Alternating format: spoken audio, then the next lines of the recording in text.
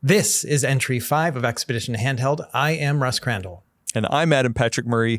We will be your guides through a journey of handheld discovery. Each week, we're going to take you on a new adventure through the world of handheld gaming. Buckle up. This is Expedition Handheld.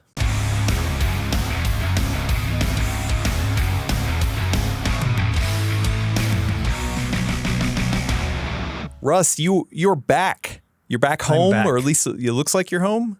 I am back home. I even made a video earlier today. We're recording this on a different day, but it took me like 4 days to get back into the flow and like, all right, what am I doing here? How do I press the on button? But I figured it all out.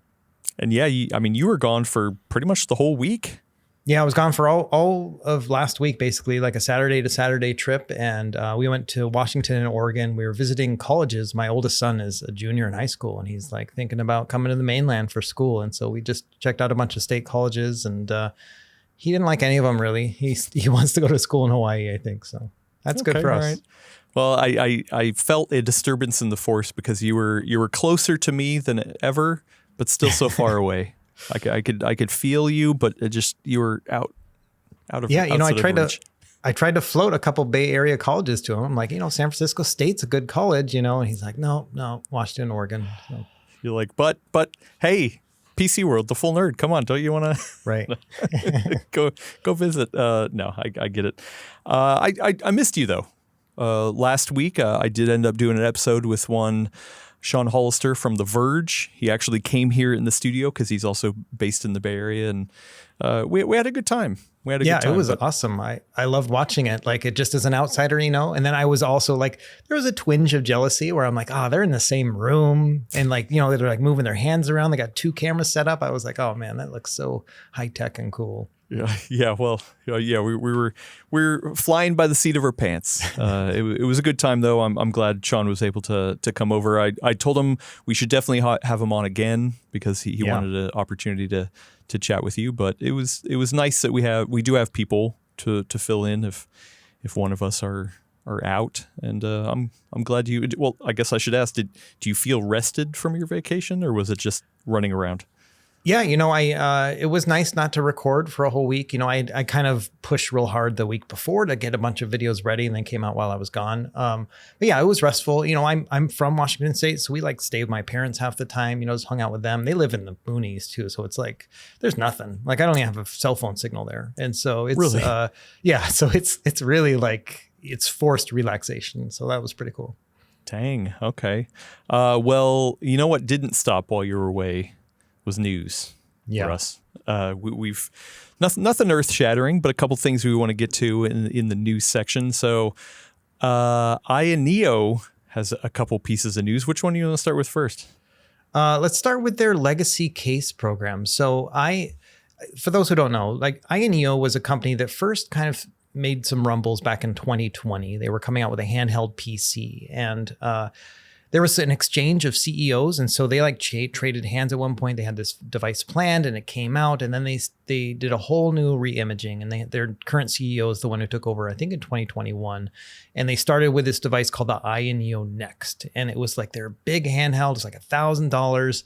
And I don't know how. I was a very young channel at the time, but they got a hold of me and said, hey, we can send you one of these things. And so I got one, and I was like, I don't know how to review this thing. It's $1,000. I'm used to like $100 devices at the time. So quaint now. Just $1,000. So it was like, exactly, just $1,000. But that was my first handheld PC experience. And I did a whole segment. I remember just being like, I don't know how to review this, and I would never buy this myself. I remember saying that. Now I've got like 10 of these things. But anyway, so when that device first came out, like, I also bought one for myself. And so I like had signed on to their Indiegogo. And so I was getting emails for updates and stuff back then. And then all of a sudden in my inbox this week, I get an email update from that old campaign. And it said, hey, we already knew Ayaneo was having problems. They had made like this post maybe a couple months ago saying that they were going to fix their customer service planning and the way they ship their devices, because they're getting a lot of hate online just for how long it takes to ship their stuff, that they were using crowdsourcing and stuff. So long story short, they sent this email to this old campaign and said, hey, if you ever had a problem with this device, even if it was back in 2021, and we never helped you out, we never answered your email, or maybe we just ghosted you or whatever, send us another email because we're going to take care of it. And they said that applies to everything prior to 2025, basically. Any device at all. If you got ghosted by us, let us know. But they only sent the update to that one campaign. And for the, a couple hundred of us that actually backed it. And so I thought that was really interesting. Number one is like, have you ever seen a company and be like, hey, if you ever had a problem with us, we'll make it right? I mean, not to that degree, not that size of company, I guess, either. Yeah. And so I was really surprised by that because I thought this is a blank check. But then I started thinking about it too. And I'm like, okay, how many people have a device from 2021 where the button broke or whatever and they got ghosted and they still have that device? Like how many people are like that, And so I thought maybe this could be a potentially empty gesture as well, because they knew full well that not enough people are going to be able to make good on that kind of offer. Right. Or want to just follow up with it. They might think it's a headache or, I don't know. Right. I mean, I guess it'll depend. Have people started reaching out? Have there been reports of, Ayaneo got back to me after I reached out? I haven't seen anything on Reddit.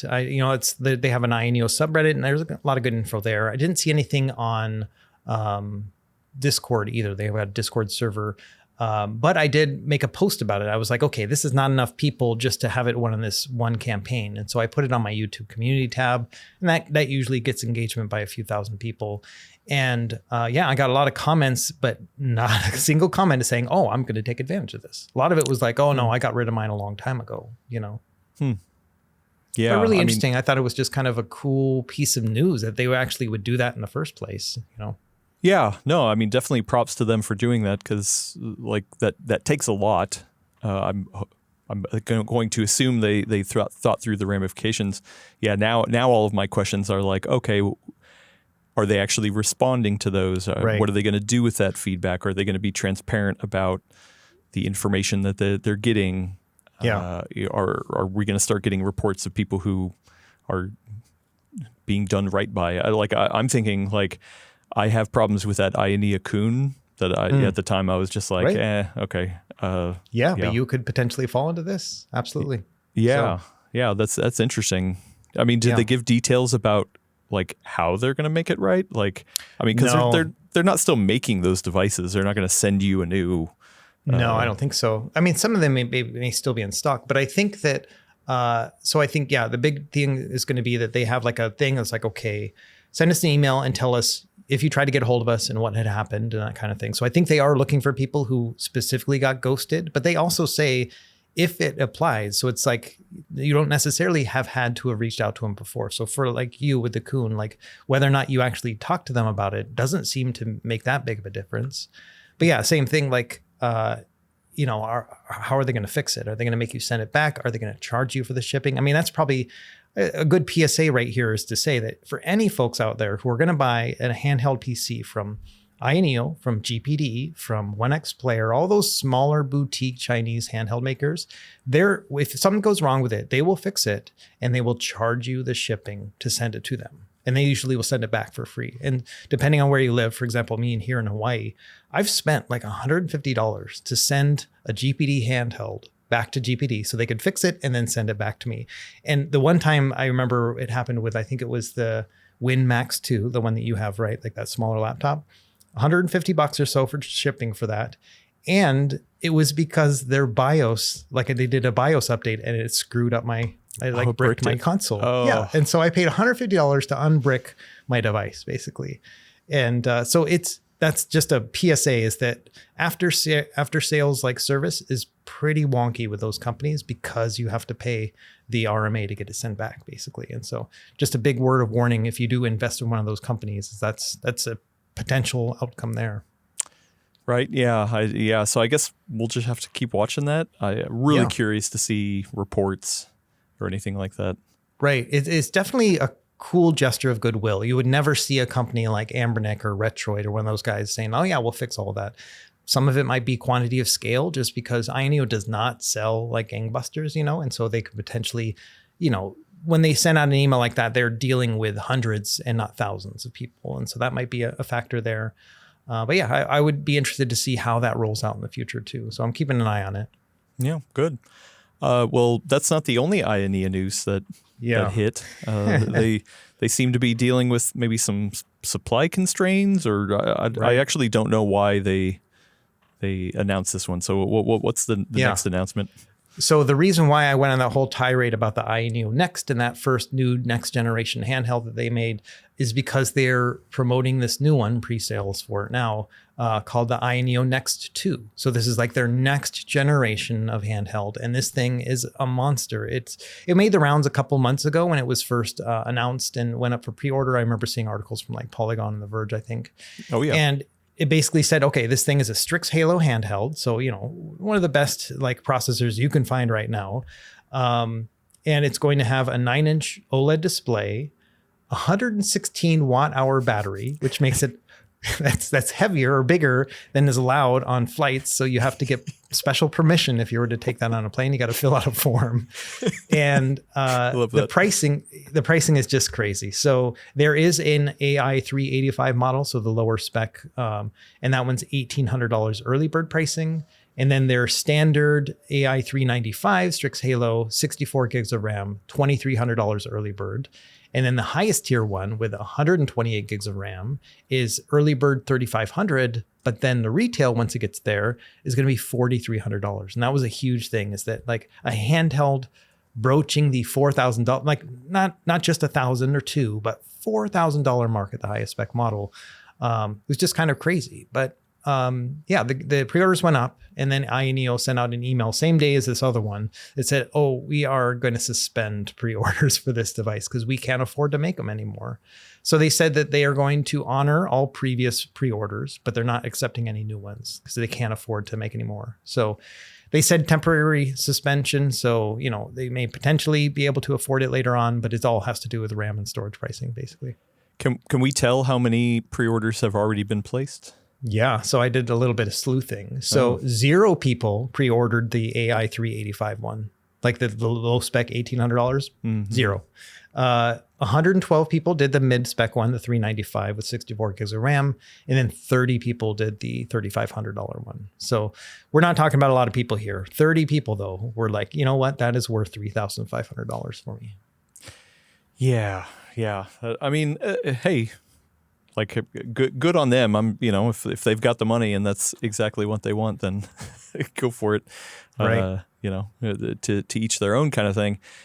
But that is a lot of money to put on a handheld, especially a device like that, which is like one with actual grips and controls. Like I feel like the WinMax 2 was something that you could be like, okay, well, you can kind of make it for work. You might kind of make it for play. Right. And not that you couldn't just plug this into a dock because it's got power, but that form factor really is meant just for handheld gaming. So yeah, I mean, if you think about it too, so there is a similar product. There's the ROG Flow Z13, and they just came out with that Hideo Kojima line one, which looks pretty cool. They offered to send it to me, but I was like, I can't make a video on this thing. It's just so ridiculous, 128 gigs of RAM, Strix Halo, 13-inch display, not non-OLED, but $3,700 for that one. So that's still a pretty similar price point. I mean, I don't know how much Ayaneo was charging as a premium. Just, one of the things about these smaller companies is that they don't have quantity of scale that helps to lower their costs. I don't think the Asus one has that either, just because it's such a boutique item. But I mean, the prices are somewhat similar, which was kind of surprising to me. Yeah, well, and the other thing that I was thinking of, at CES earlier this year, AMD had introduced the other variants of Strix Halo, like the 392 and the 388. Yeah. The 388, I feel like, was going to be the one that a lot of handheld manufacturers were going to jump on with, because that has the 8-core 16-thread CPU, so right. A lot more normal for gaming. You don't really need 16 cores for gaming. But the full-fat 40 CU GPU, or integrated GPU into it, and so I was like, oh man, that's going to be a slam dunk for gaming workload. So do you think there could be a world where maybe they're pausing production on this one because they know the newer one that is more spec'd out for gaming is coming?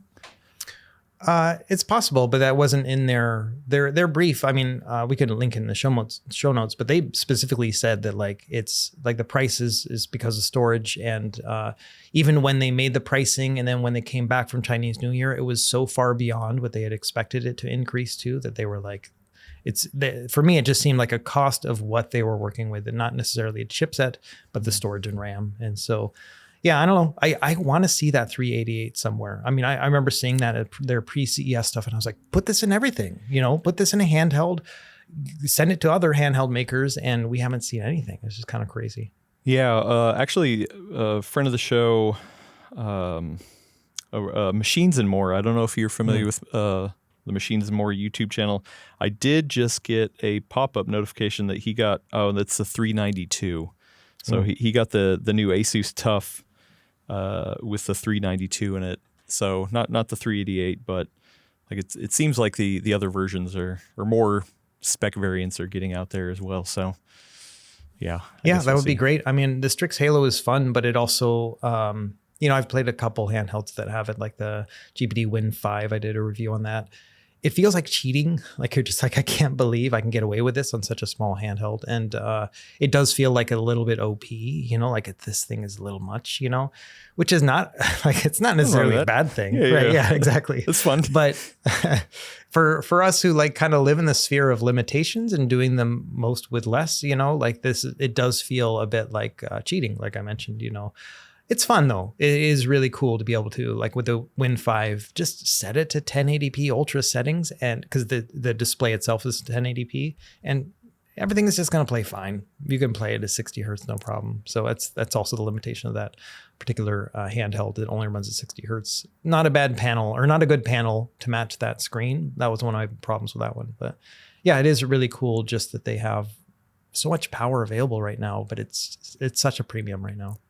Do you think they also considered just scrapping this whole project altogether? I mean, they could have just been like, hey, you know what? We're going to refund everyone's money. We're actually not going to ship any of these.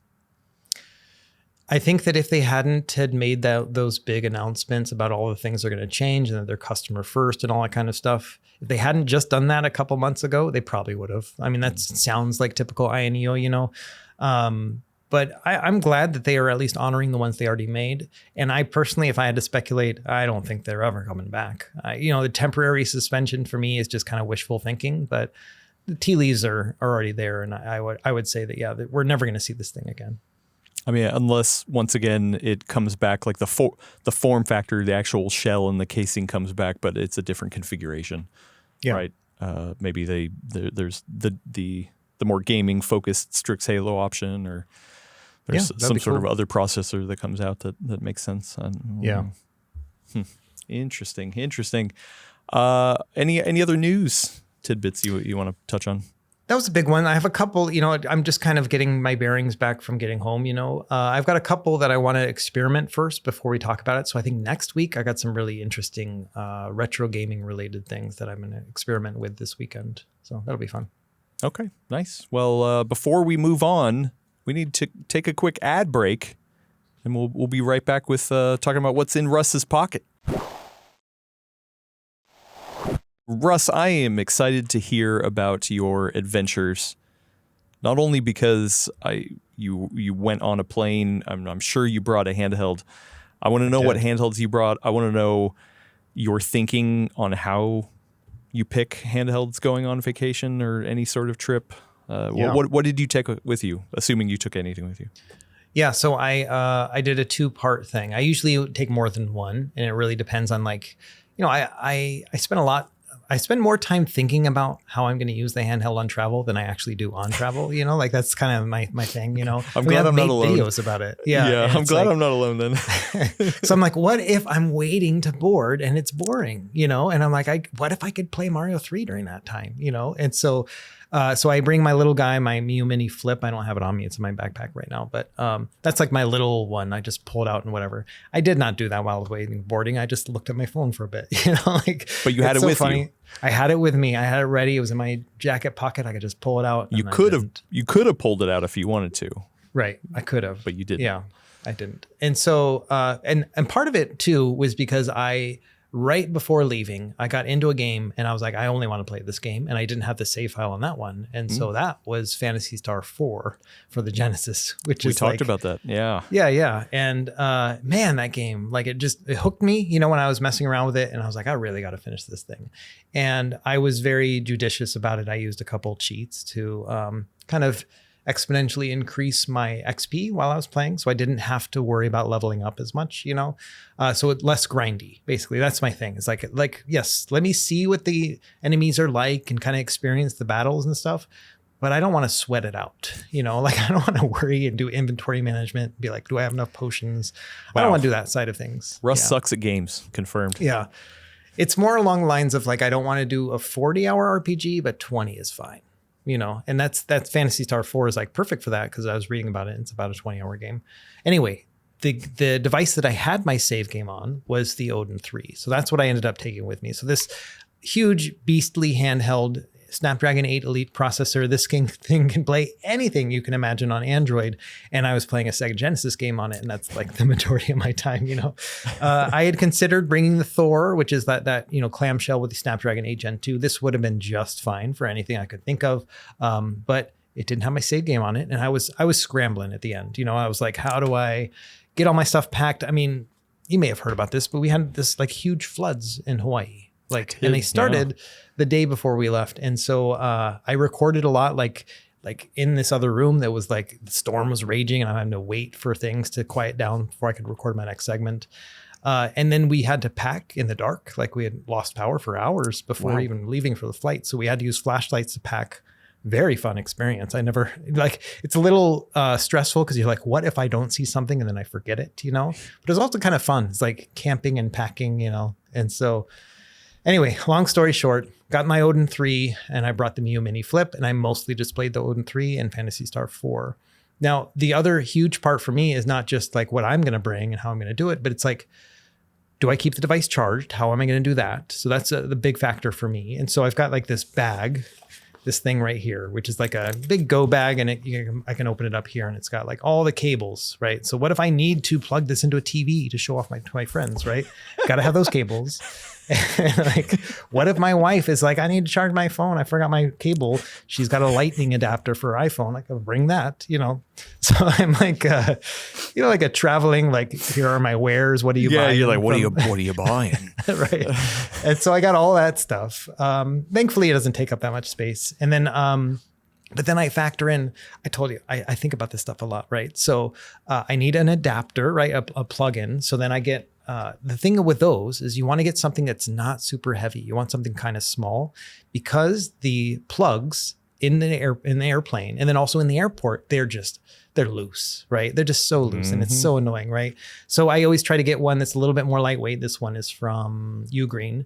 And so it's just probably, let me see. Yeah, it's a 65 watt. So this will charge any handheld PC, no problem. And then all the other stuff too. And this will be all I bring for the majority of my charging needs, like charging my phone while I'm on vacation, all that stuff too. But then you need a smaller one too, just in case it's too loose for that one. So I have a second one and this is just a little 20 watt charger, but this will be enough for most handhelds, you know, but it's super lightweight. And so I carry one of these around too. And it's so small, like it's not that big of a deal, but so that's a big factor too, is like the cables and the charging and stuff. Okay. Russ, you know they make chargers that terminate in like the Mickey Mouse ears, and then you just have an IEC cable. You know, so all the weight in the converter is not right on the plug. Like that's how I get around it. Like I have one that has a converter right in the middle. Then I have the cable that plugs in, and then I have the cable that goes to the USB-C cable. Yeah, that's too smart for me, man. I don't know. I gotta look that up. I know what you're talking about. Like I've had those, you know, but I've never really thought about.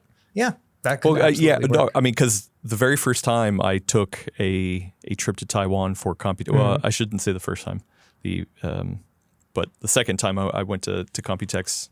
It's a 13-hour flight straight from San Francisco to Taipei, or outside of Taipei, and yeah, I brought this Asus charger that is like the 120 watt brick and has multiple plugs. And I was like, I can charge multiple things at the same time. It's going to be great.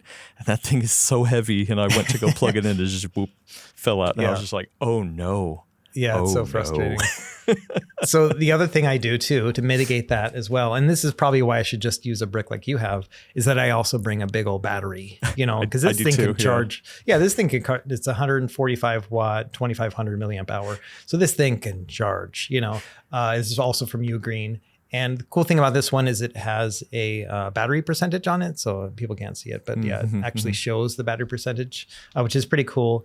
And I can usually get through like at least one and a half charges of the Steam Deck for one of these things. So that's always good. So usually this will get me through a flight no matter what. It is kind of heavy though. And that makes me think, okay, maybe I should get one of those bricks instead.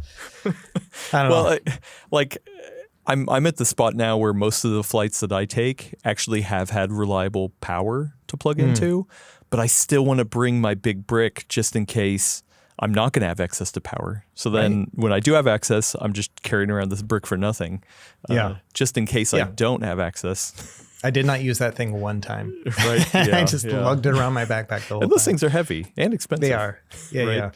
So then the other factor for me too is that I am a dad and I got 2 kids who play video games. And so I got to think about what they're going to play and then figure all that stuff out too. So my youngest mostly plays Switch. And so he didn't realize that you could play all Switch 1 games on the Switch 2. He thought that only Switch 2 games played on it. And I was like, we've had this thing for almost a year. You didn't know that, dude?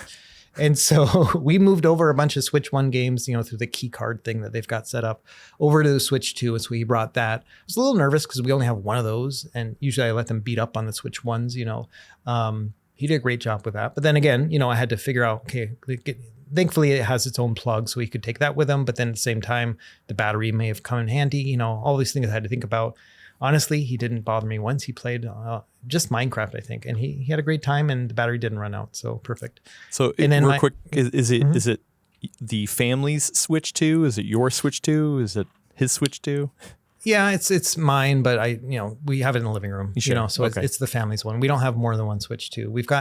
We have like separate Switch 1s. Like I've got mine, then they have theirs, but we don't have that yet for the Switch 2. And did you download the update to allow for more performance on Switch 1 games? No, I haven't even tried it out yet. But I am looking forward to trying that out. That's probably one of the coolest things that we should have put that in the news segment too, is like that boost mode, they call it, that you can play Switch 1 games docked in handheld mode. And it's like, cool, some games only ran at 1080p, some games did 1080p and 60, and it's like just a nice little upgrade. I've heard it's not great with the battery and that not every game looks great, but, and it messes with touchscreen functionality. But yeah, we didn't do any of that stuff. We just kind of played it lazy, and yeah, he enjoyed playing Minecraft. And then, so then my oldest son, he doesn't like handhelds. Like he's just like anti-handhelds. And so I'm like, yeah, anytime I'm like, hey, what do you want for your birthday? Maybe you want like an ROG Ally? And he's like, nope.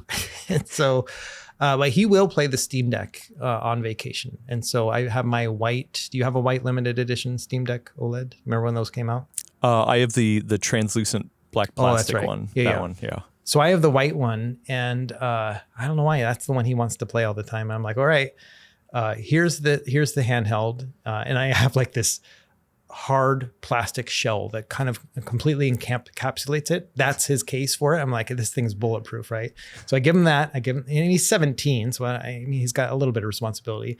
And then I have like a little packet of wet wipes. I'm like, and this too, because you're gonna wash your hands before you play this thing. You want a white device, you're going to not touch it with like Cheeto hands, Yeah, right. So, yeah, you got to respect it. Yeah. And then same thing with, I got to get a charger for him and a cable and stuff. And I swear, every time we go on a trip, I give him a new charger and a new cable, and then it disappears and I never see it again. That kid's probably got 30 in his room somewhere, but anyway. These days. Yeah. So he plays, I don't even know the name of the game, but it's like a gotcha game that is based off of 19th century literature. And so he's like, oh yeah, I'm playing this character from Dostoevsky's Crime and Punishment or whatever. And then he goes and he's like, oh, I want to read this book. And so he's like reading all these crazy books. But anyway, it's a Steam game. He's playing on Steam. He's a Steam Deck and stuff, and he can play it offline. So all that works fine. I don't think he actually puts any actual money into it. He's just playing like, looks like a battle system, it kind of looks like, I don't know, like a turn-based RPG, but then there's some sort of gotcha mechanic to it where he can get new clothes and new characters and stuff like that too. So that's what he plays. And yeah, kind of interesting game, but nothing that I would normally play, you know. And all of his friends are playing it too. Does he have his own Steam profile on the device, or are you sharing a family one?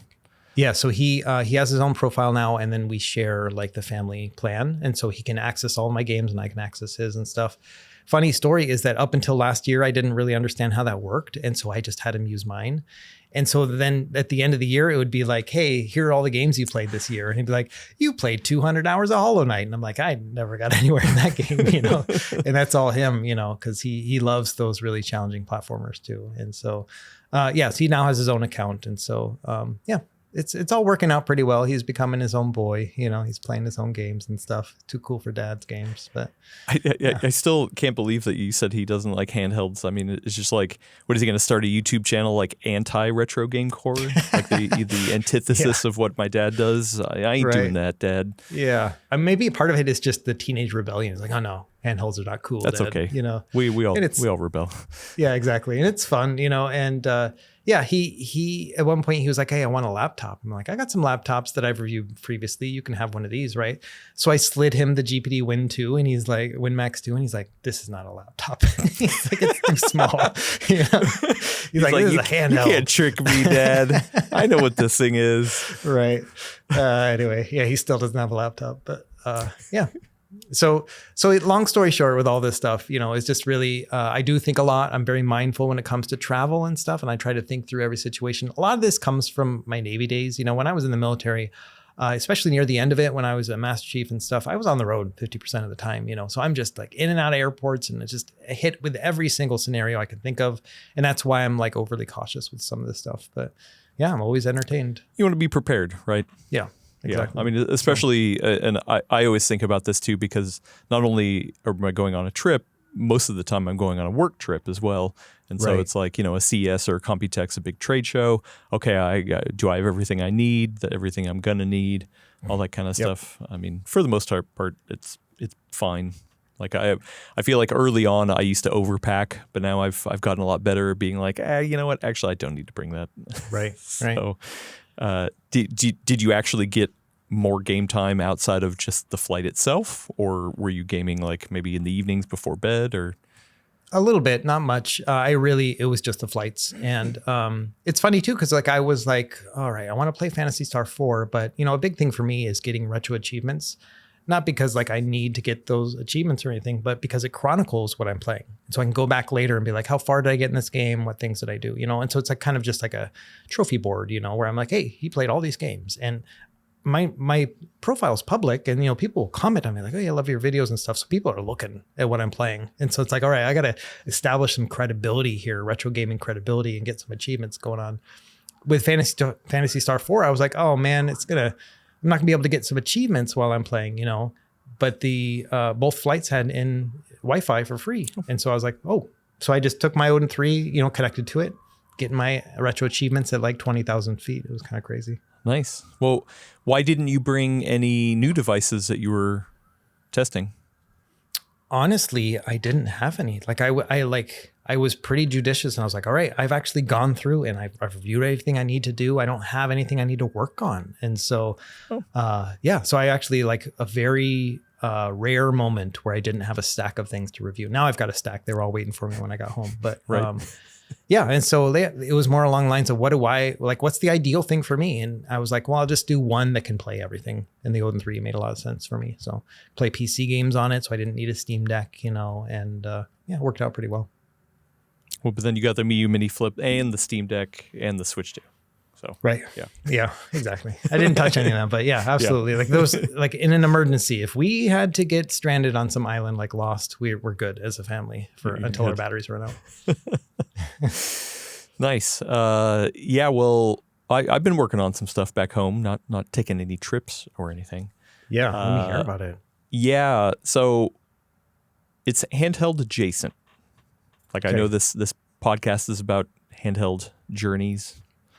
But I think part of that journey is being able to connect to an eGPU, right? Oh, yeah. Totally valid. Yes, and I feel like we both share that want to chase a dragon of having a handheld device that you plug in and you get more power out of it when you want to put it on a TV or a monitor or something. Like it really is like the glory of the Switch. I mean, the Switch isn't accessing more power when it gets docked. I mean, I guess it is, like it's boosting a little bit, sure, but it's not like it's getting access to more hardware power or something like that.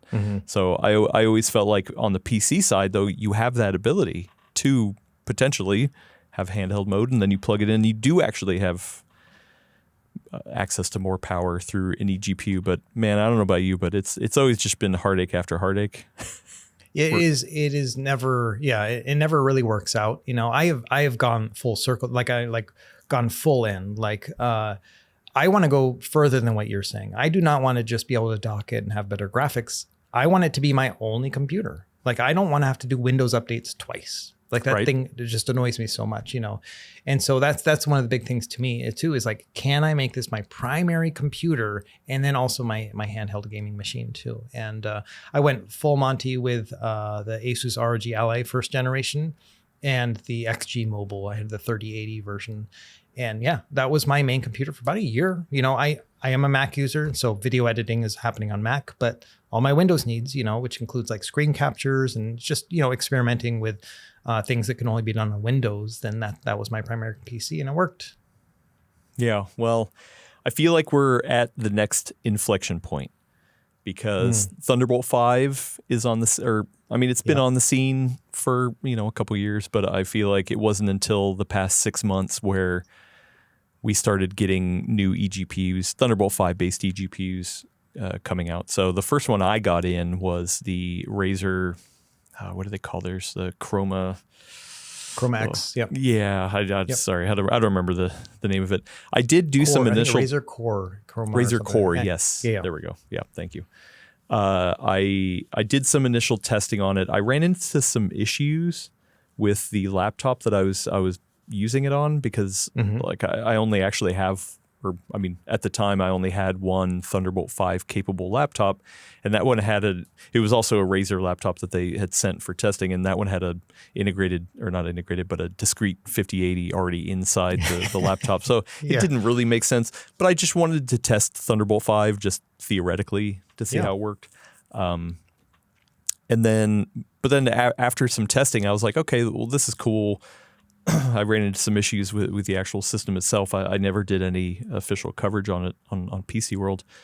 And then it wasn't until I started talking with a company called Highpoint, which does a lot of server grade, I mean, not just external GPUs, but rack servers. I actually don't know. They do a lot of server-based stuff, but they had this eGPU that connected over the Big Brother version of Oculink. And now the name of that connection is escaping me. I should have put it in the notes. I don't know but what it is. Yeah. So it's essentially they're what they're claiming is full performance of the PCIe 4 bandwidth over this connection. And I was like, oh wow, that sounds awesome. But then when I got it in, I knew before I got it in, but I wanted to try it anyway. The connection requires, at least on this system, an external PCIe add-in card. So it doesn't really make like you can't plug this into a handheld. This is like the actual connector itself is probably like an inch long and oh my gosh, a quarter of an inch wide. Like it's really heavy duty. It like really is kind of like server grade gear that you're plugging in.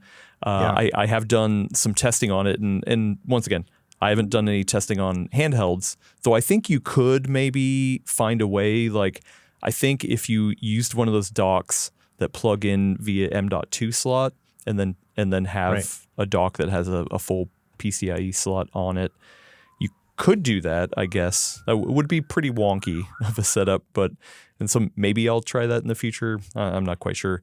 But really what I was thinking of doing, just to see, like, could this be done, is I built a very powerful mini PC. Like, it literally is, I think, like a 4-liter case with I think I had a 9950X CPU in there, but running in eco mode, so very low power draw, and then it was the smallest case I could find that did have an external graphics card like option ability in there. And the case is designed for like one of those really small form factor 4060s or 5060 kind of GPUs. Okay. But luckily, this add-in card fit perfectly. It's half height, it's half length, single slot. It fits perfect in there. So I did some testing, and I was like, wow, this really is full bandwidth over that slot. I ran it through a bunch of benchmarks, and it gave me performance. And then I took the 5090. Sorry, I put a 5090 in that GPU. And it did not throttle it. And then I was like, just to double check, I threw the 5090 on a test bench with the same CPU in there. Or actually, I literally took the motherboard out, so it was the same exact motherboard, but plugged the 5090 in, and the numbers were almost exactly spot on. I think there was that's some impressive. Yeah, and I was just like, oh my goodness, this is the ideal scenario. Unfortunately, I don't think it's ever going to come to handhelds, but like it's the closest I've ever gotten to having that scenario. But that one's not practical. It's also very expensive, and you need to bring your own GPU. At CES, I took a briefing with Gigabyte. I don't know if you saw it there too, but they had their AI box. So I did see it. Yep. Yeah, they ended up sending over they have two versions. There's one of them, I think, with a 5080 in it, and then the other 5070 one. Ti. Oh, 50. Okay. But they sent over the 5060 Ti 16 gig. And this is not a mobile GPU. This is actually a desktop GPU in a small enclosure. And it's actually pretty tiny. So I'm about to wrap up testing on that. And even though it is Thunderbolt 5, once again, like it just feels weird to plug it into a laptop, or I should back up and say most Thunderbolt 5 capable laptops right now, because of the fact that it needs a discrete controller in there, are high-end kind of desktop replacement laptops. Yeah. So I was like, I'm interested to see the theoretical performance of Thunderbolt 5, but that's not how I would use this anyway. So actually I had a Lunar Lake-based Samsung thin and light laptop, 16-inch laptop, real thin, no discrete GPU. The Lunar Lake chip in there just does awesome. It's got Thunderbolt 4, so I plugged it into that and just to kind of see what the performance was like. And I hopefully am doing a video on that pretty soon. And it was actually pretty awesome. Like I feel like it's the closest I've been to doing that setup, with a big caveat saying that this is with benchmarking and testing. I didn't run into anything that was an obvious benchmarking limitation.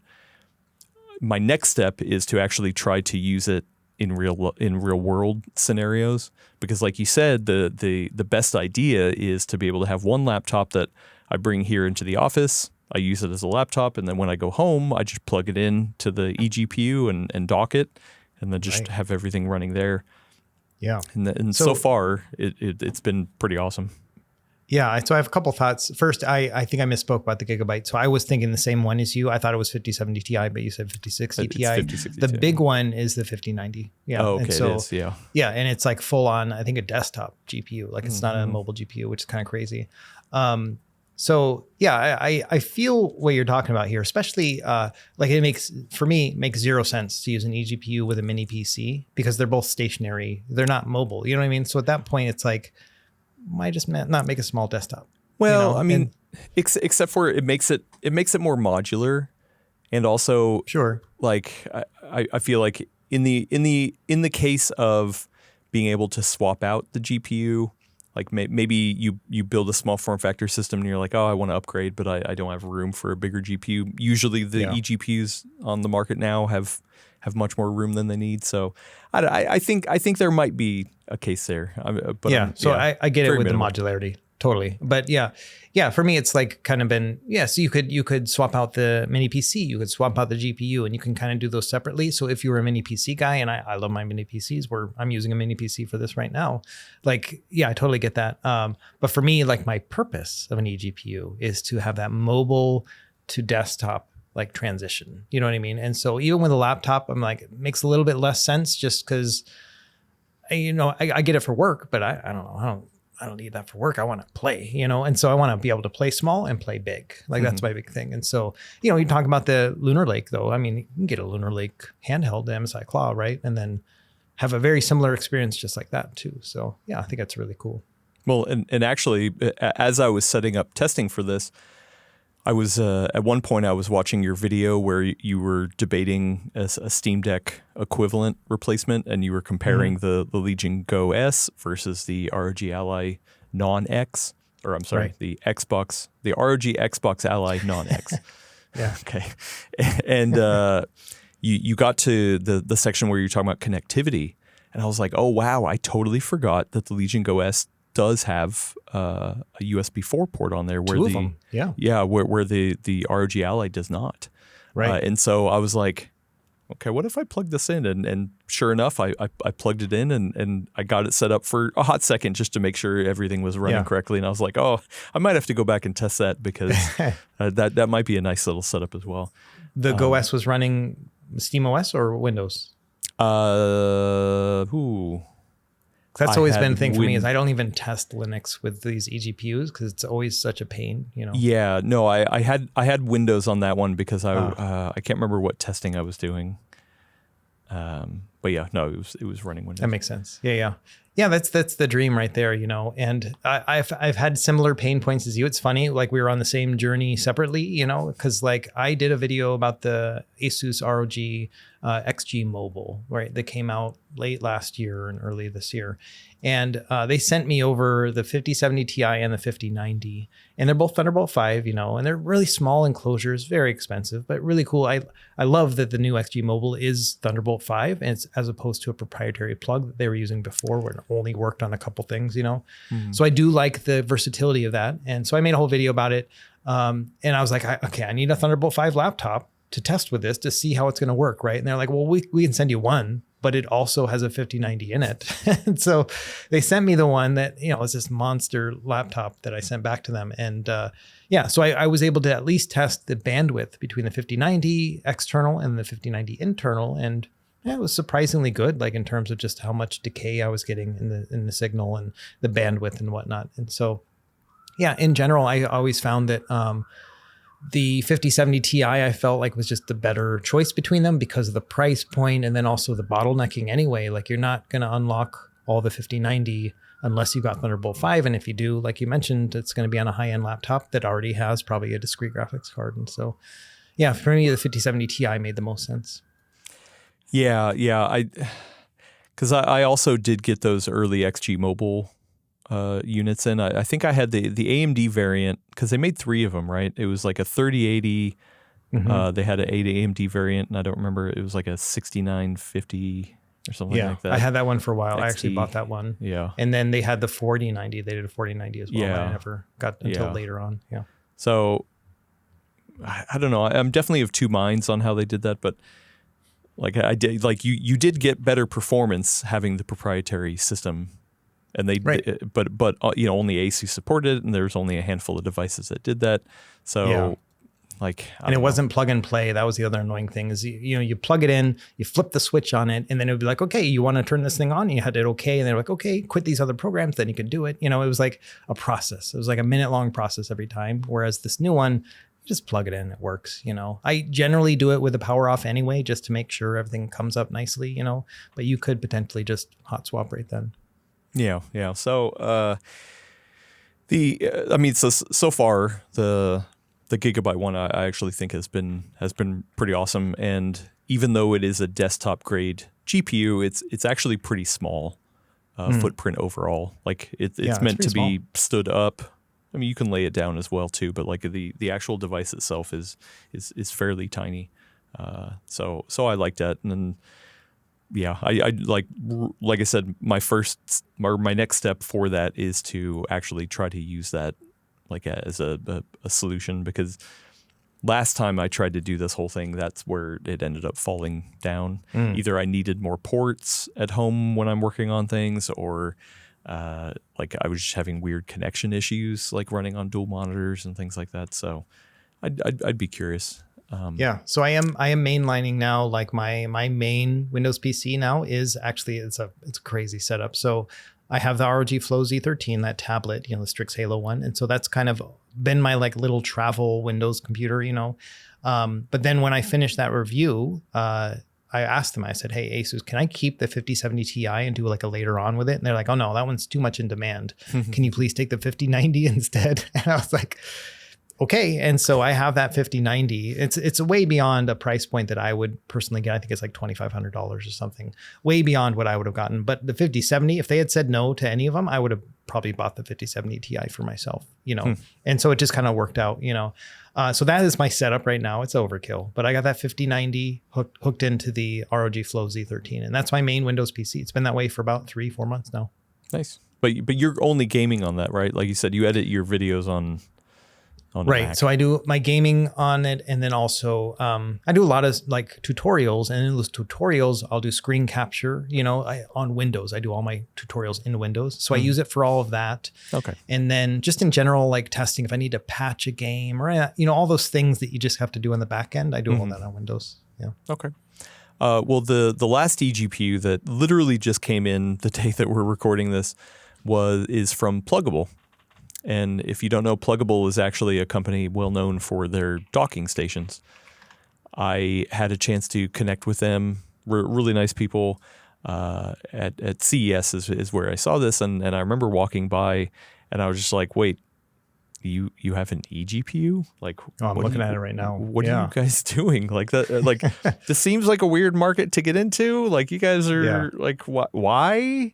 Like eGPUs traditionally have been a very niche thing for very weird people like myself, and Russ. And so like they were like, oh, well, actually, we feel like there's a big market because of AI workloads. And so I do need to state up front, they are not marketing this towards gamers. This is 100% marketed towards AI. I think it's even in the name too. Actually, yeah. So if you look at the URL, it's pluggable.com/pages/AI. Right. That's where I'm at. Yeah. It's not even, the actual name of the device is something different. Let me see. It's the TBT5-AI. So Thunderbolt 5 AI. Gosh. They come in different variations, depending on what you want to get. There's a small, medium, large, and bare, which bare is just the actual enclosure itself, but then small, medium, large are different GPU sizes. Oh, when you said bear, I thought you meant like the animal. And I was like, oh, that's the big one. No. I mean, it's really interesting how they're marketing this, once again, towards AI, even though it's not like this thing can't game, right? Yeah. But yeah, this is, I will say this is a little bit different than when I talked to them. And I actually I haven't even opened it up. I don't know what they sent me. It might just be the bear enclosure. But when I talked to them, they were like, oh no, we're going to have two options, one lower end GPU and then one higher end GPU. And that's it. And I was like, okay, well, but that case, like it is swappable. This isn't, you're not integrating a GPU in there. You're just selling a GPU in there, and they're like, yeah. And I was like, okay, well, why not just sell the case as well? And they didn't seem to be interested in it. But that's crazy. Like looking now at their page, they actually do have that option. So once again, I don't know what they had sent me, but yeah, this is all off the shelf components, full ATX power supply. You can swap in whatever GPU you want. It's a little bit on the larger side. But yeah, I think that's the reason why we're starting to see this new uptick in eGPU usage is because of AI workloads. And actually on the Gigabyte one, the branding is AI box. Even though it's like more gamery and got the gamer aesthetics and marketed towards gamers, it's still called AI box. And I did some AI benchmarking on it, and the problems you have with the Thunderbolt connection over gaming are just mostly not present, as far as I can tell, for AI workloads. That makes sense. So it's not the same kind of data output. It's interesting. I'm looking at the enclosure. The bare enclosure is $600, which I think is fair for a Thunderbolt 5 like that. Obviously BYO GPU. I think that's the same. Actually, because the The Razer one Razer does one's not not. come with a power supply. I Right. think this one does come with a power supply. Yeah, the Razer one doesn't come with a power supply, and it's still like $400 or $500. Like Yeah. that one's pretty high. Yep. Yeah, but you can see on their marketing here, it's like the first air-gapped Thunderbolt 5 AI infrastructure for the enterprise. Like they're just full on going for that. It says like your data is too valuable to send to the cloud. Like use this instead.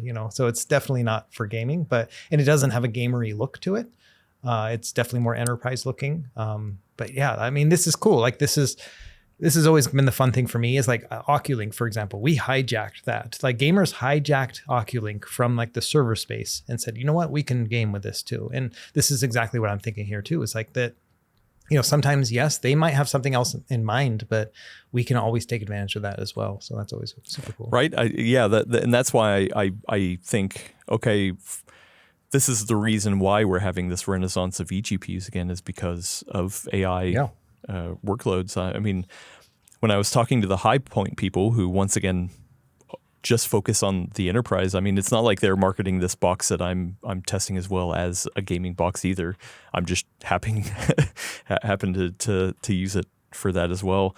They were like, oh yeah, we're literally, the idea is to have this really heavy duty box that somebody can go to, one rack, plug it in, do some testing, unplug it, go to another rack. And I'm just like, okay, well, that's cool. That's not what I would do with it, but Right. that's like, there seems to be a huge need for that out there, or maybe not a need. Or no, I feel there has to be a need if all these companies are coming up with these devices. So I'm not big into AI and using my own eGPU to do that kind of stuff, but I would love to hear if anybody out there is looking into these things, Right. especially for AI workloads. Like it These seems to be good.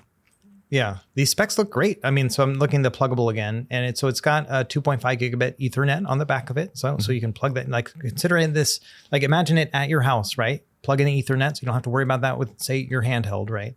And then it's also got a bunch of USB-A ports. It's got 95 or 96 watt power delivery from that Thunderbolt cable. So that means that you can charge your handheld at the same time if needed. And then, 3 different USB-A ports, so you could plug in your, like a controller, right? Like one that uses like a 2.4 gigahertz dongle. So you have your immediate controller right there, not having to worry about pairing with Bluetooth or any of that kind of stuff without even taking the additional ports on your handheld. So even though it's not made for AI, I can see a lot of good stuff here. 600 watt power supply that's going to be able to use most GPUs that you can think of, Well, actually, it looks like the top end one has 850 watt power supply. Oh, dang. Oh yeah, right there. Yeah, I see that. Okay. Oh, so what is yeah, you're right. Yeah, 850 watt power supply. Yep. Yeah. So anyway. It's dedicated 1600 watts. 600 watts is just the GPU. That's what it is. Oh, got it. Go. Yeah. So cool. I mean, have you gotten any new GPUs and eGPUs in lately other than the Asus one? So I have the AOStar A02. Oh, so that yeah. one's like the one you plop on top, Mm-hmm. But that one has a built-in 600 watt power supply and it's USB 4 or Oculink, but the USB 4 speeds on that for some reason are like almost as fast as Oculink, which is crazy. Like it's faster than other USB 4 ports that I've used before, which is really interesting. It's just so ugly, like it's got ports on 3 of the, like imagine this thing is just like a little brick and then you plop your eGPU on top of it, right? And 3 of those sides have ports on it. And so it looks like, it's on life support or something once you have it all hooked up between your power supply on one side, your ports on the other, and then you've got your actual plug-in with Oculink or USB 4. It just is so ugly. I mean, beauty is, in the eye of the beholder, but this is still like, it's pretty bad. Like I want something that's clean too, Yeah. I still think that Asus one just is the cutest, like not cute, but you know what I mean? Like it's the cleanest look overall. And so that's one of the reasons why I really like that. I don't know though. I kind of lean towards the one where you're able to bring your own components. Like I feel like the Minis Forum one is like the best case scenario where it's $100, or I guess I don't know if the new one is $100. I think it's 150 now. It's a little bit higher, but it's got more. It's got more, connectivity options. So like and then you figure out whatever power supply you want to bring. Maybe you have a second one laying around from an old build, and then you can throw in whatever GPU you want into it. I wish the ones that had integrated GPUs in them were actually much cheaper, because I feel like that's the price like imbalance. Right. But it is a lot more cuter and can usually get smaller and have, some added functionality. So I don't know. I'm definitely of two minds, but I think personally I like the ones that are kind of roll your own, or maybe like the AO Star one that you're mentioning, which I have as well. Mm-hmm. Like maybe it has that nice built-in Flex ATX power supply, so like it's enough wattage, you don't need to bring in another power supply, Right. but at least you can swap out your GPU as well. I do think the AO Star is kind of ideal for me because I'm the same thing where I don't like having all the cables everywhere. I just looked up the minis form. It's actually 250, so it's more than I thought it was going to be. Really? But it's the dual. I thought the original one was 100, 100, right? Yeah, it was 100. Wow. Yeah. Okay, I didn't know that was that big of a jump. Yeah, it's higher than I thought it was going to be. Yeah, but anyway, I do think the AO Star, if they just had the ports a little bit more better aligned, and it's probably, a function of the board itself underneath it, that they have to have the ports in certain spots because of spacing or whatever. So I get all that, but man, it's just kind of ugly. But that's ideal for me too, is to be able to upgrade later on, get a new GPU and do that. The Asus one is really excellent right now, but I'm betting in about 3 years I'm going to be like, okay, this thing is not as relevant as it used to be. Yeah. And there's no upgrade path. Yeah, I mean, I guess we'll see. I mean, I just booked my travel for Computex that's coming up in early June in Taiwan, and I'm very curious to see if we continue to see more people dipping into the eGPU space. And yeah, maybe it's here again. I mean, I think really the next point is getting Thunderbolt on package itself. Or Thunderbolt 5. So instead of having the need for a discrete controller and they're only putting them in higher end systems, once Thunderbolt 5 gets integrated on the package itself, then your thin and lights, your handhelds, all that kind of stuff, it's going to make a lot more sense to have that capability. Yeah. So I think it really comes down to just the marketing of it, because I think, if I sit down with anybody and I explain to them, hey, you got a handheld, but isn't it annoying that you also have a computer and that you're having to pay for 2 different machines and 2 different operating systems and all that stuff? What if you could just do it with one? That's always been the dream for me. And I made a whole video once. It was like the problem with eGPUs right now. It's good and a lot. Yeah, thank you. And a lot of it was like not only just the pain of using these things, but then also at the time, AMD drivers were just so bonkers and bad. And most of the eGPUs that were coming out then were pre-built with these AMD laptop GPUs inside of them. And they just weren't compatible with AMD CPUs, which was just the worst thing in the world. And a lot of it had to do with the OEM drivers with those devices. But it was so ironic, that it's like, okay, I need to get a device that either doesn't have an AMD CPU or I've got to get an eGPU that has NVIDIA in it. And that was kind of rare at the time. But, judging from the stuff you've been getting in, it sounds like a lot of them are NVIDIA based now, which is interesting. I mean, once again, because NVIDIA is ruling the roost for AI. Not that you can't do AI workloads on AMD for sure, but I mean, CUDA's a big thing.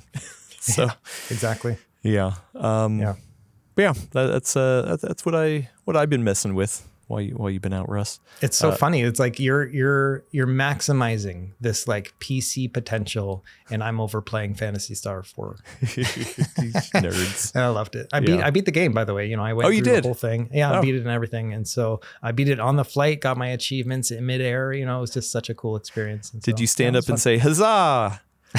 No, my wife was sleeping. I was like, I want to wake her up and tell her. She's gonna be like, I don't even know what this is. Okay. Well, let's move over to Buyer's Corner. Here's where we take questions that are specific buying advice questions over on the Full Nerd Network Discord. So if you get down in the description below, there's a link to the Discord, and then you look at the questions channel. It's an EH-questions, and it's not it doesn't just have to be buying advice kind of stuff. It can be anything, but specifically Buyer's Corner is for these buying advice kind of questions.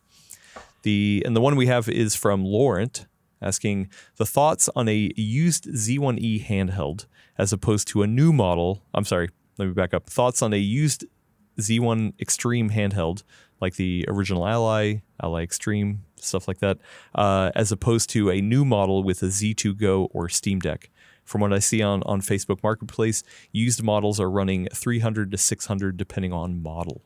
So I actually think there's two questions here. And the first one I want to ask, Russ, is how do you feel about buying used, just in general? Yeah, I'm an eternal optimist. And so I often will buy used because I'm like, it'll be just as fine. You know what I mean? And I rarely get screwed in that regard. So I'm not a big skeptic when it comes to buying used. I'm pretty wary about I will be discerning as I'm looking on eBay if I'm going to go that route and be like, oh, right. How are these pictures? Am I going to get scammed here? And so that's always a big thing for me. But yeah, buying used, Facebook Marketplace, stuff like that. I'm always pretty comfortable with it. I would rather do an open box with Best Buy or something, if I could, just because that safety net there. But yeah, I'm not totally opposed to it. What about you? For I guess it depends, right? There's certain electronics that I think I would not want to buy used. And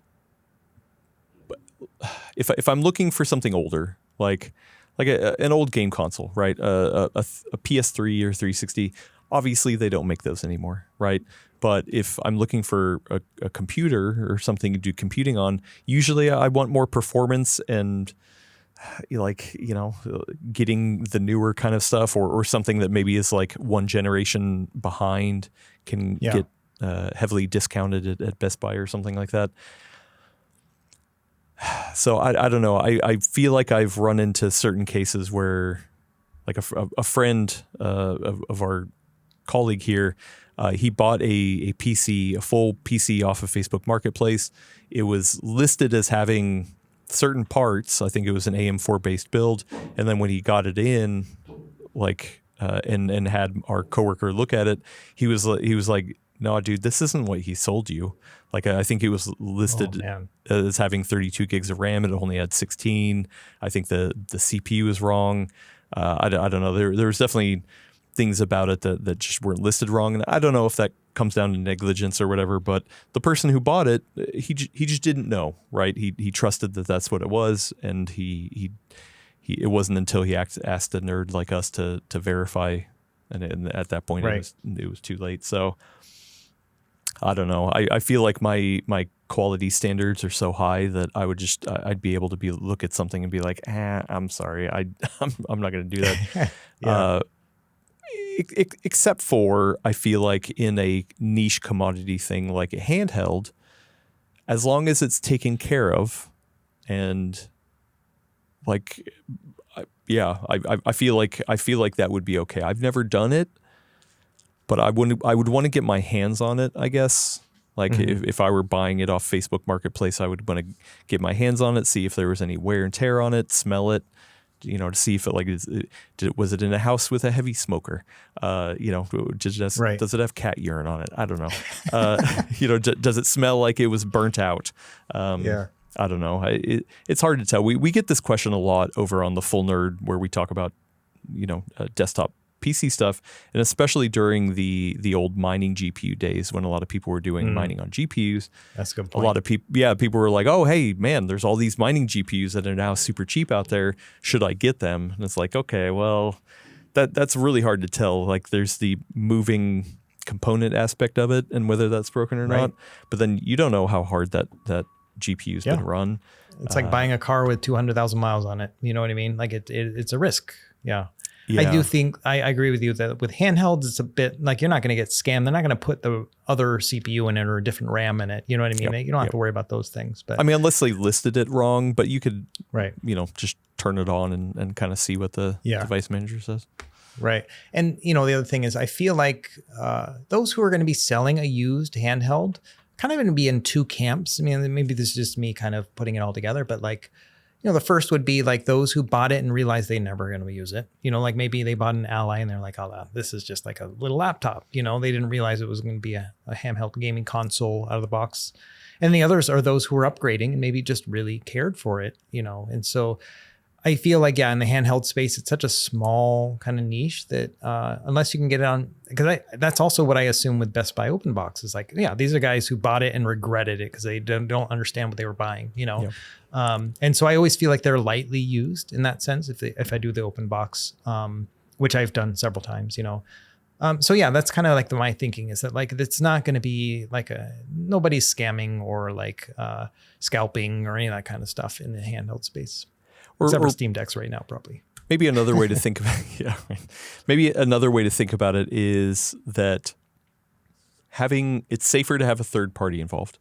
Like an open box at Best Buy is something that they returned to Best Buy. Theoretically, somebody had looked it over and made sure that that was the right product that they were returning. Maybe it needed a little bit of cleaning or something like that. I don't know. Mm-hmm. Same thing with like buying used video games. If you go to a game store and hopefully it's a bunch of nerds like you who are buying and selling used games, and so they already know kind of what the condition of the system is. I'll say my local game stores, I actually don't think I've ever seen any handheld gaming PCs in there. Obviously, I've seen a lot of like 3DSs and PSPs and things like that, but I don't. Actually, I don't even know if they would accept them. That's a good question. I should go in and ask next time. Yeah, because like I would feel better about that because once again, you have a middleman in there, and maybe you're not saving as much money as you could be. But yeah. So okay, so then the next part of the question is it better to buy an older used handheld like the Z1 Extreme, or a brand new Z2 Go? Right, the Z1 Extreme is more powerful than the Z2 Go, but one's used, one's new. What do you think? Well, I still love the Z1 Extreme. I mean, my Legion Go S is a Z1 Extreme. That's my main handheld PC. I was just playing it earlier yesterday, and it's still a great chip. You know, whether or not that used versus Z2 Go, I think a lot of factors there. Whether or not you can get a good listing and the price makes sense and stuff, but. That's been the biggest thing for me too, is that we haven't really seen any sort of huge bump other than Strix Halo across from the Z1 Extreme. Like I haven't seen anything where I'm like, all right, now we're in the next generation. And so I'm still feeling like I'm in that era, of 2022 or whenever that first came out, 23. And so, like I personally, if I was to just buy a handheld right now, I would probably, my first thing would be to scout out sales for the Z1 Extreme Legion Go S, which is like what I did for Black Friday. I don't know if we're going to be seeing sales at the big box stores anymore, just because of RAM and storage pricing and stuff, But that would be one thing I would scout, and then the other would be looking at used Z1 Extremes. I'm a very I'm a bit of a cheapskate, right? So for me, I would probably take that risk and look for something around the $500 mark. That would be around maybe the same price or maybe a little bit cheaper than a Z2 Go new or a Z2 Alpha on that Xbox Ally. And that's probably what I would do is look for the Z1 Extreme personally and get it used. All right, I'm going to hold your feet to the fire. If you had to pick one, would you rather buy a original Ally with a Z1 Extreme or a Steam Deck OLED? Say it was a refurbished. The Z1 Extreme Ally was used. And it was a good listing. It was, nothing crazy. You're not getting a crazy deal on it, but it's a fairly good quality. And the Steam Deck OLED is one of the refurbished ones. Refurbished from Valve. Yeah. Yeah, I would get the Steam Deck. I mean, to be fair, I did a video comparing these two years ago when they first were like the hotness, and I went with the Steam Deck back then. And so I would still go with it now. I like that screen, the OLED colors. I think 800p is a good fit for that chipset still. And it's more comfortable to me, and it has better low power performance. And so that's kind of the big thing. It changes a little bit when I think about the fact that Bazite and, like you can run Linux OSs on that ROG Ally, and that kind of helps it along. But I'd still probably go with the Steam Deck. I mean, the only thing that's dethroned the Steam Deck for me has been the Legion Go S, just because that screen is so good, and I do find it to be a little more comfortable. Okay, well, then here's my second one. Would you rather have a Z2 Go Legion Go S or a Steam Deck OLED? Gosh, that's hard. What's funny is I don't remember which one I picked when I did the comparison of those three. You know what I mean? I think I You would. don't?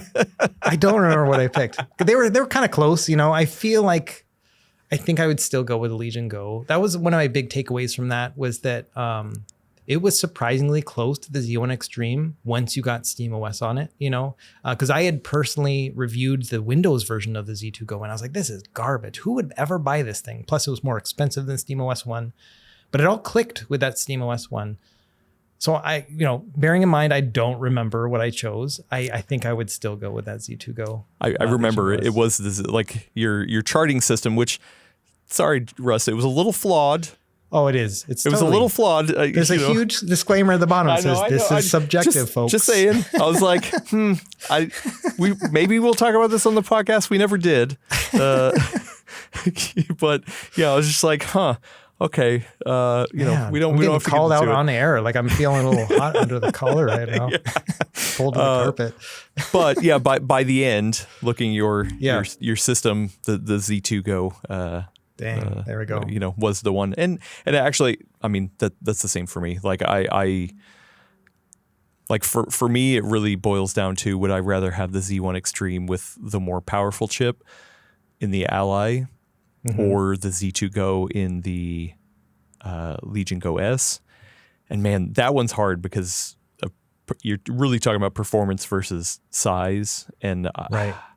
Like that Z2 Go definitely cannot keep up with the Z1 Extreme in certain scenarios. Sure. With Bizite, it is better for sure. But yeah, the Z1 Extreme has a little bit more juice in the tank. So yeah. I think I would still go with the Legion. I think I would still go with the Legion. I will say though, you know, one of the things that has, even though I just said that I wouldn't choose it, that original ROG Ally, you know, I pull it out sometimes, pick it up, and I'm like, wow, I really do like that handheld still because it's so lightweight compared to the others. Part of it's because it's got a 40 watt-hour battery, you know, but it is surprisingly light, feels good. The screen is not the best, you know. In terms of just like colors and saturation and stuff, but I like that it's 1080p and it's 120 hertz VRR. It is still a really good handheld, you know, like it's one of those where I would be happy with that as my main. Yeah. I mean, especially if you got it early on and, you know, you're looking to upgrade, like, if you're happy with it, then I can't imagine, or maybe another way to put it is now with the ubiquity of Linux OSs like right. Bizite, like that almost like gives you a free mid-gen upgrade anyway. Yeah, exactly. Really. No, I would totally agree. Yeah, it's still, really good handheld. I know people who still love their original Legion Go, you know, that never really sat well with me because the controls are just so wonky, you know, and it's a little bigger than I would like. But same things as Z1 Extreme handheld. You might be able to find that one used too. Yeah, maybe. Okay, let's move over some more generalized questions. We got some good one. This first one is from Pressurized Gas. Okay, I hope you get that figured out. Adam and Russ, thanks for answering my question. Hey, anytime. I ended up buying a Retroid Pocket 6, and I'm very happy with it. Awesome. The only thing that disappoints me is the performance on Dolphin with GameCube and Wii. I don't know why it doesn't run that good. And PS2 runs perfectly fine, and I had no issues with that at all. Is this normal, or do I need to change some settings? Yeah, that's interesting. So the Retroid Pocket 6 is a Snapdragon 8 Gen 2, so it's 2 generations behind, but still a very competent processor, and you should be able to play Dolphin no problem. GameCube and Wii. Mario Kart Wii is a weird one. It will sometimes just have issues. I would check between OpenGL and Vulkan as the graphical backend. Sometimes one or the other will kind of help things out. They mentioned that game specifically in here too. And you shouldn't have problems with that one. I wonder if it's something that happened with an update to Dolphin. Like maybe they did some sort of update that then caused issues with the Snapdragon 8 Gen 2 that I haven't noticed personally.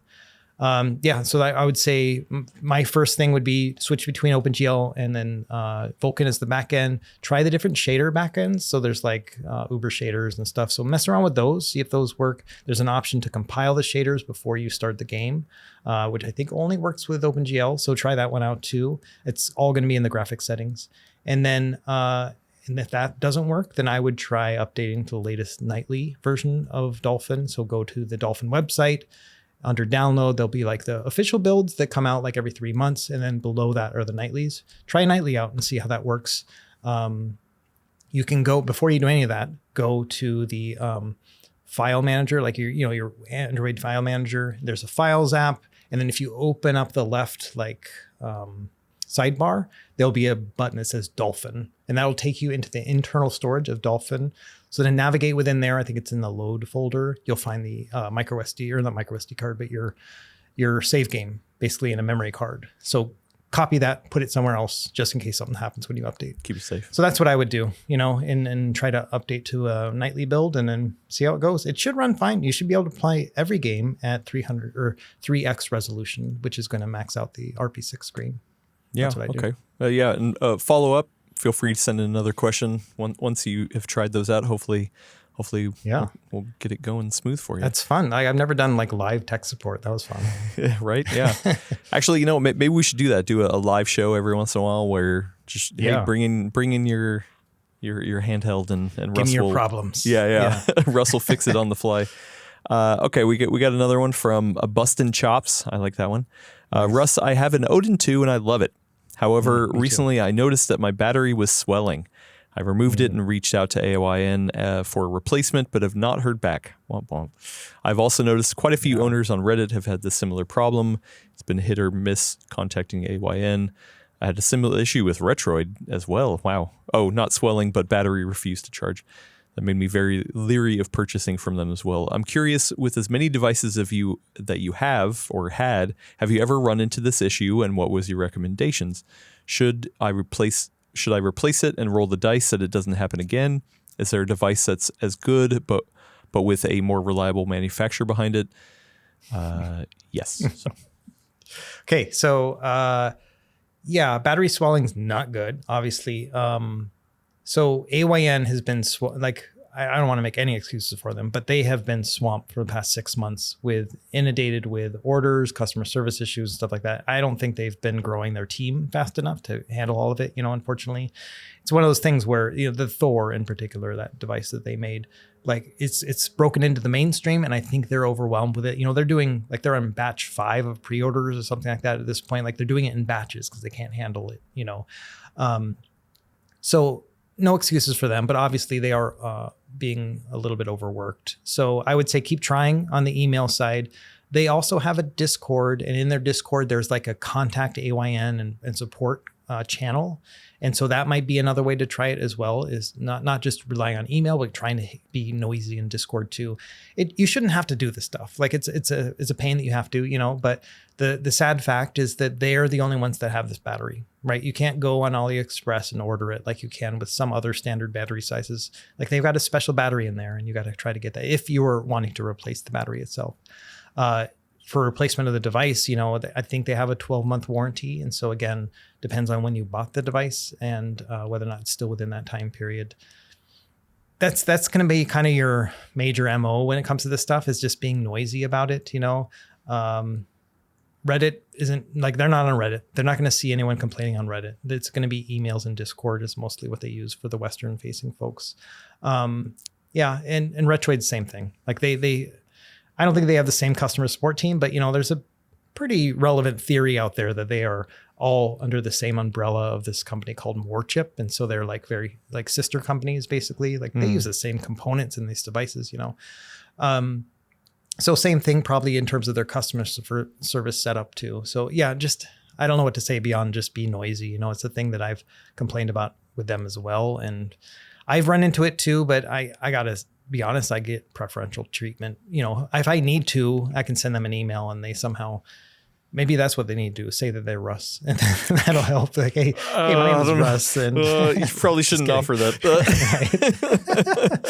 But yeah, that's kind of the crux of it, right? Is that sometimes, it does take, the squeaky wheel gets the grease kind of thing, unfortunately. So, well, to ask these questions specifically, is there a device that's as good but with more reliable manufacturer behind it?